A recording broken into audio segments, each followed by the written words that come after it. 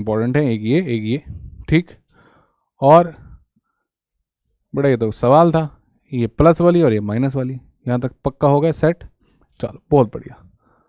तो हम थोड़ा ही दूर हैं कैट की फील लेने से, प्रॉपर्टी जो है सेट होने लग गई हैं।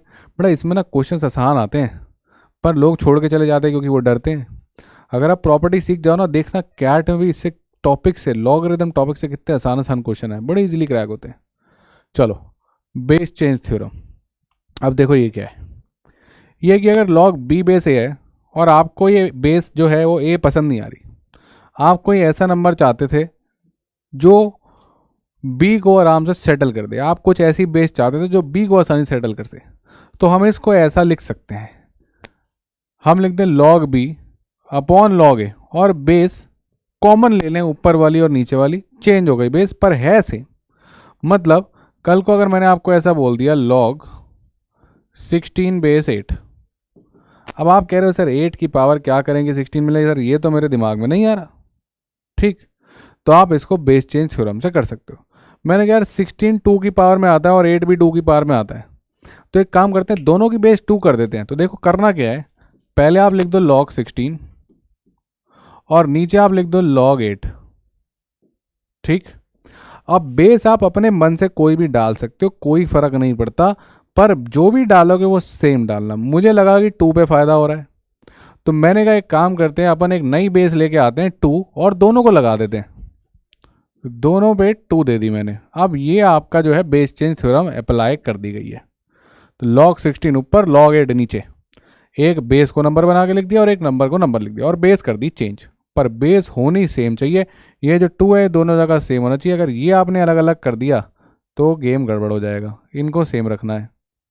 अब देखो कितना हो गया, log 16 बेस टी, 2 की पावर कितनी करोगे 16 मिले 4, 2 की पावर कितनी करोगे 8 मिलोगे 3, तो आंसर क्या आ गया 4/3, ठीक। अब इसी को एक और तरीके से भी किया जा सकता था अगर आपको बेस चेंज थ्योरम नहीं लगानी तो, पर बेस चेंज थ्योरम सीख गए। अब सर अभी एक प्रॉपर्टी सिखाई थी आपने, एक काम करते हैं 16 को लिखते हैं 2 की पावर 4 और 8 को लिखते हैं 2 की पावर 3। अब मचेगा एक खेल, ये 4 चलेगा पीछे सीधा सीधा बन के और ये 3 चलेगा पीछे कैसे, रेसिप्रोकल बन गए, क्योंकि ये किसकी पावर थी बेस की। और यहाँ क्या बच गया log 2 बेस 2, करेक्ट, पावरें तो भाई गई पीछे, और log 2 बेस 2 कितना होता है 1, आप जानते हो, तो आंसर कितना आ गया 4/3। और अब कर लो मैच, तो या तो बेस चेंज थ्योरम से कर लो या प्रॉपर्टी सेट 2 से कर दो जिसमें हम पावर्स पीछे भेजते हैं।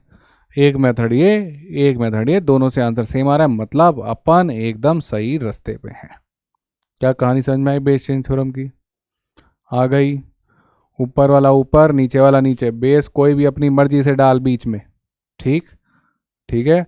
बहुत बार तो हम लोग ऐसे करेंगे, जब डिफिकल्ट क्वेश्चंस आएंगे वो बोलेगा log 3 बेस 2, मेरे को ये अच्छा नहीं लग रहा होगा, मैं इसको डायरेक्ट लिखूंगा log 3/log 2 और कोई बेस नहीं लिखूंगा। आप कहोगे सर कोई बेस क्यों नहीं लिखी है, क्या बातें कर रहे हो? बेटा बेस में मान के चल रहा हूँ, एज्यूम कर रहा हूँ, क्या है 10, ले गए यहाँ पे, आगे कुछ भी करेंगे सॉल्व कर लेंगे जैसे करना होगा।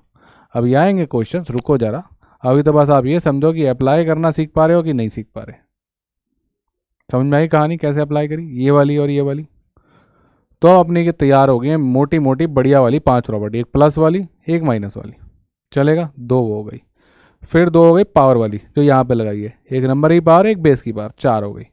और 5वीं अपनी ये वाली बेस चेंज थ्योरम, ये बहुत बढ़िया प्रॉपर्टी है, इस पर तो बेटा स्टार लगा लो, ये बहुत काम की है। मैक्सिमम क्वेश्चन में ये तो लगेगी ही लगेगी, ठीक, स्टार लगा लो इस प्रॉपर्टी पे। अगर समझ में आती है तो देखो, ये रहा सवाल आपकी टीवी स्क्रीन पे, पॉज करो, ट्राई करो, देखते हैं बनता है कि नहीं बनता।